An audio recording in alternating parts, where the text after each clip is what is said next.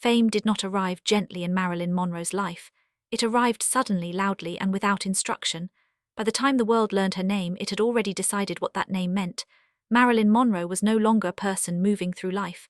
She was a presence that entered rooms before she did. Cameras followed her instinctively. Strangers spoke to her as if they already knew her. Every movement became performance, every silence interpreted. Fame did not simply surround her. It replaced her. What people rarely understood was that Marilyn did not experience fame as power. She experienced it as noise. Attention followed her into restaurants, onto sidewalks, into private spaces where she no longer felt permission to exist without explanation. Even alone, she carried the awareness of being watched. The image never turned off. For Marilyn, rest was not sleep, it was invisibility. There were moments, however rare, when that image loosened its grip. Moments when Marilyn Monroe faded and Norma Jean resurfaced quietly. These were not grand escapes. They were small pockets of normalcy where no one demanded a smile, a pose, or a version of herself that felt increasingly artificial. In those moments, fame receded just enough for her to breathe. New York became one of the few places where this was possible. Unlike Hollywood, which treated her as a commodity, New York offered her anonymity within movement. The city was too large, too fast, too distracted to freeze around her. Here she could walk streets without stopping traffic. She could sit in classrooms without being staged. The actor's studio became a refuge not because it promised success, but because it promised process. There she was a student, not a symbol. Inside those walls, Marilyn was not required to be beautiful. She was required to be present. The discipline of study grounded her in something tangible. Scripts were not contracts. Scenes were not marketing tools. They were exercises in understanding human behavior. For someone whose public identity had flattened into caricature, this return to complexity felt like relief. Learning allowed her to forget, briefly, what she represented. Reading became another escape. Marilyn read constantly, obsessively, not as performance but as refuge. Books did not demand her image. They did not interrupt her thoughts. They did not photograph her vulnerability.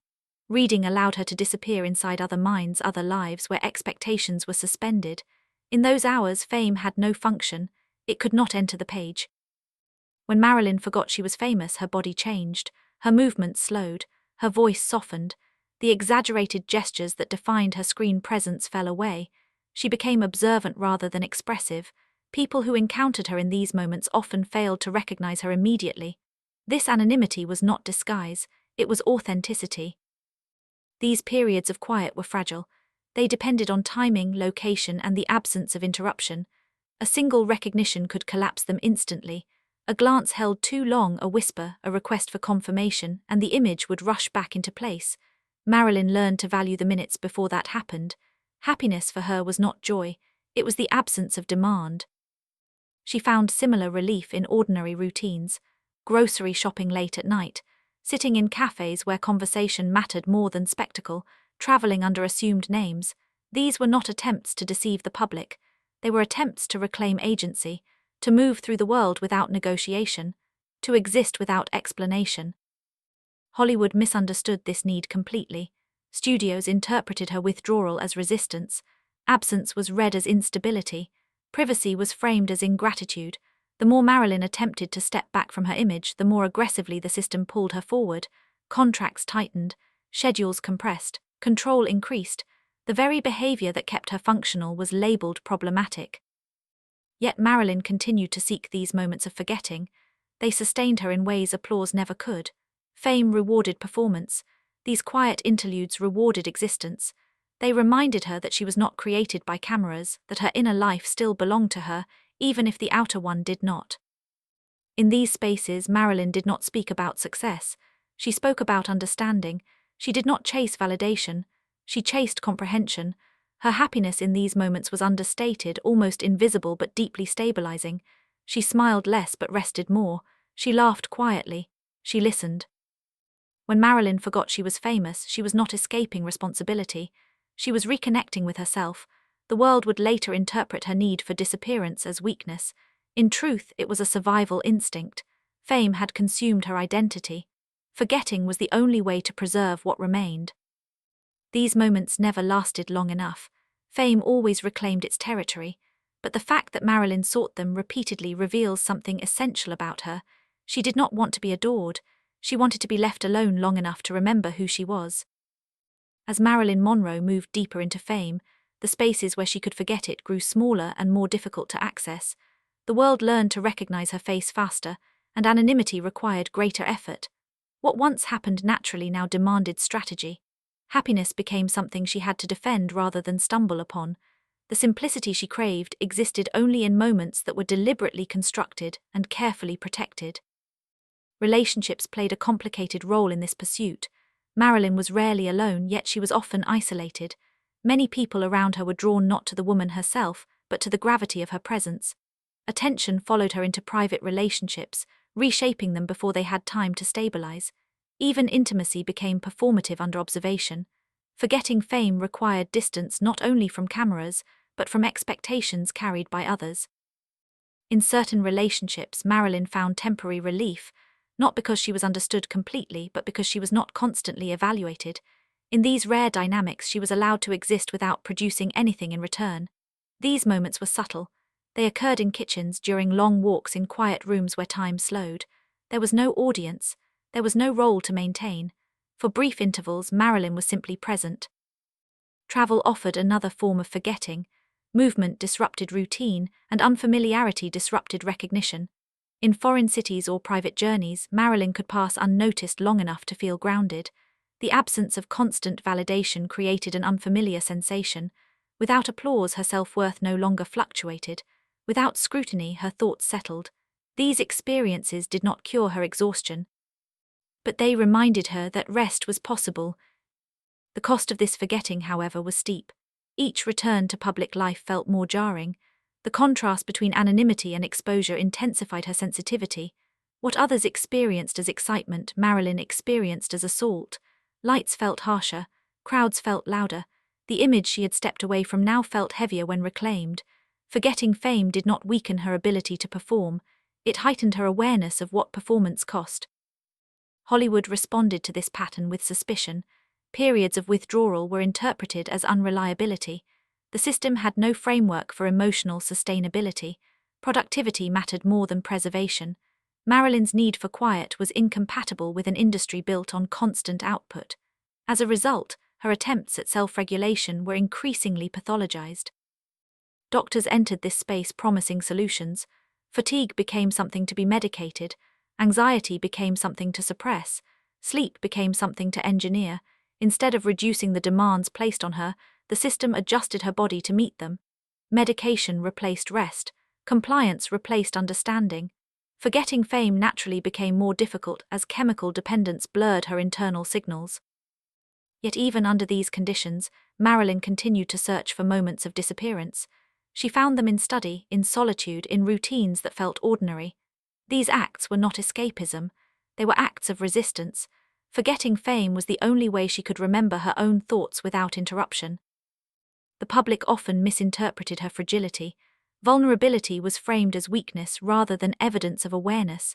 Marilyn understood the cost of her life more clearly than those around her. Her sensitivity was not a defect. It was a response to prolonged exposure without recovery.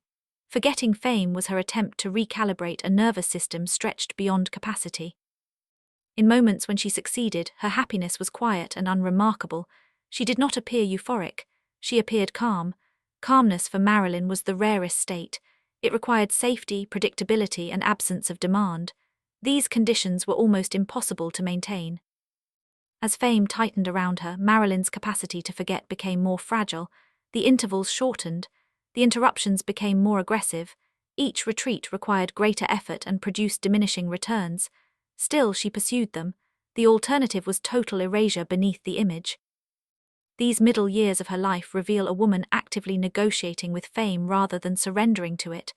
Marilyn did not passively endure her circumstances. She experimented, adjusted, and resisted in ways that were invisible to the public. Forgetting fame was not denial, it was strategy. The tragedy lies not in her desire to disappear, but in the system's refusal to allow it. Happiness for Marilyn was never about excess. It was about normalcy, and normalcy remained just out of reach, constantly promised, rarely delivered. In the final years of Marilyn Monroe's life, the ability to forget she was famous began to disappear entirely. The spaces that once allowed her to rest inside anonymity closed one by one. Recognition arrived faster than escape. Silence became harder to secure. Even withdrawal attracted attention. What had once been a fragile refuge turned into a luxury she could no longer access. By this point, Marilyn's identity was fully entangled with her image. The separation she had worked so carefully to maintain collapsed under exhaustion, medication, and constant observation. Forgetting fame no longer happened naturally. It required isolation so extreme that it became indistinguishable from loneliness. The relief she once found in quiet now carried the weight of abandonment. Public narratives shifted sharply during this period. Marilyn was no longer framed as luminous and carefree. She became unreliable, unstable, and difficult. These labels spread easily because they simplified complexity. Few asked what prolonged exposure does to a person's sense of self. Fewer still considered that her withdrawal was not failure, but fatigue. As opportunities narrowed, pressure intensified. Each return to public life felt heavier than the last. The image demanded consistency while her internal state demanded rest. The gap between expectation and capacity widened. Forgetting fame was no longer a choice. It became something she could only imagine. The systems surrounding her offered solutions that addressed symptoms rather than causes. Medication replaced boundaries. Supervision replaced trust. Control replaced care. Marilyn's body remained visible even as her autonomy eroded. The more she struggled, the less privacy she was granted. Fame punished vulnerability by increasing surveillance. In these conditions, happiness became nearly impossible to define. It no longer resembled peace or calm. It resembled moments of numbness, where sensation dulled enough to silence the noise. Forgetting fame did not mean rediscovering self. It meant temporary relief from awareness. This shift marked a profound change. What had once sustained her now merely delayed collapse. The public interpreted her decline as inevitable. The narrative of tragedy settled comfortably over her story. But inevitability is a convenient illusion. Marilyn's life did not deteriorate because she could not handle fame. It deteriorated because fame was never designed to be handled indefinitely by a human nervous system without protection. Her final attempts at withdrawal were misunderstood as disappearance. People spoke of her as though she had already faded, even while she remained present. The world had begun to move past her before she had time to recover.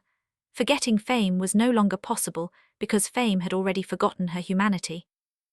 When Marilyn died, the conversation focused on cause rather than context.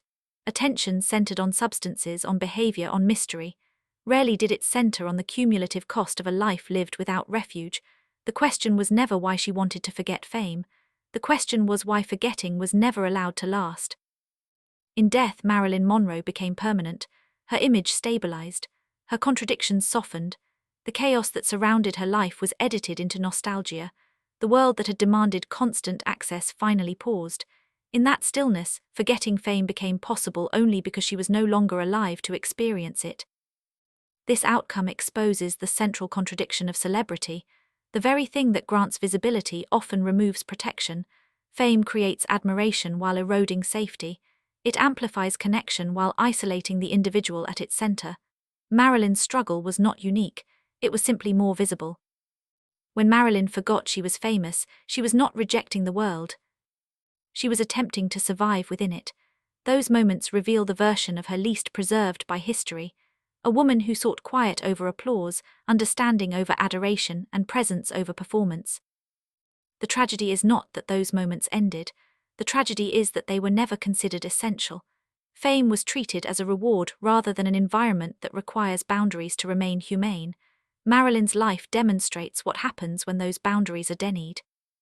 For a brief time, she managed to step outside her image and exist without being consumed by it. Those moments mattered more than her success, more than her recognition, more than her legacy. They were the closest she came to happiness. And in remembering them, the story of Marilyn Monroe shifts. Not as a woman who failed under fame, but as one who understood its danger clearly enough to try to escape it, even when escape was no longer possible. There is a tendency to treat Marilyn Monroe's story as closed, finished at the moment of her death. Yet the meaning of her life did not end there. It continued to evolve through the way her image was reused, simplified, and repeated. In that repetition, something essential was lost. The woman who sought moments of forgetting was replaced by a symbol that never rests. Marilyn Monroe became permanent visibility, frozen in a pose that could no longer ask for quiet. What disappears in this process is not tragedy, but intention.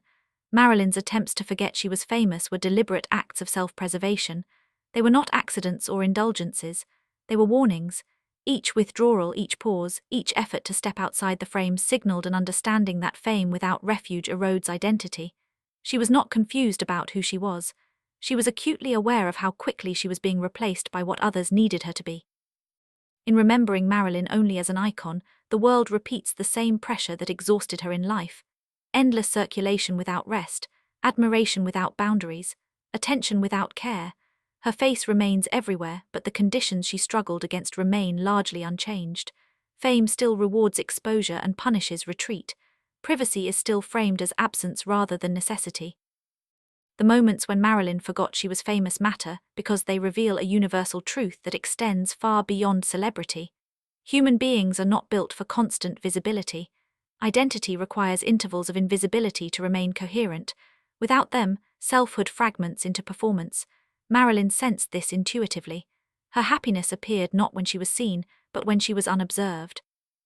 Those who encountered her during these quieter periods often described a different presence. Less exaggerated, more thoughtful, slower. This was not a diminished version of Marilyn Monroe, it was a fuller one. The absence of performance did not remove her depth, it revealed it. Forgetting fame did not erase her significance, it returned it to her. The tragedy is not that these moments were rare. The tragedy is that they were treated as disposable. The systems surrounding Marilyn did not ask how to protect the person behind the image. They asked how to preserve the image at any cost. When she withdrew, the question was never what she needed, but how quickly she could be restored to function. In this way, Marilyn's story becomes a cautionary structure rather than a singular failure. It shows what happens when admiration is allowed to replace responsibility, when consumption is mistaken for appreciation, when attention is offered without protection. Forgetting fame becomes impossible because the environment does not permit recovery. What remains remarkable is that Marilyn continued to seek these moments even as they became harder to sustain. This persistence reveals resilience, not fragility. She did not surrender her inner life easily. She defended it quietly, imperfectly, and often alone. That defense is the most human part of her legacy. To remember Marilyn Monroe accurately is not to fix her permanently in glamour or tragedy. It is to acknowledge the tension she lived inside. To understand that her desire to disappear was not rejection of the world, but an attempt to re-enter it on humane terms. Forgetting fame was not an escape from meaning. It was an attempt to preserve it. In a culture that still equates visibility with worth, Marilyn's life offers a counterpoint. Happiness does not scale with attention. Safety does not increase with recognition. Identity does not survive without pause. These truths remain uncomfortable because they challenge the systems that profit from exposure. Marilyn Monroe is remembered everywhere, but the version of her that found peace when no one was watching remains largely absent from memory. That absence is not accidental. It reflects what the world continues to undervalue. When Marilyn forgot she was famous, she was closest to herself. That is not a footnote in her story, it is the center of it.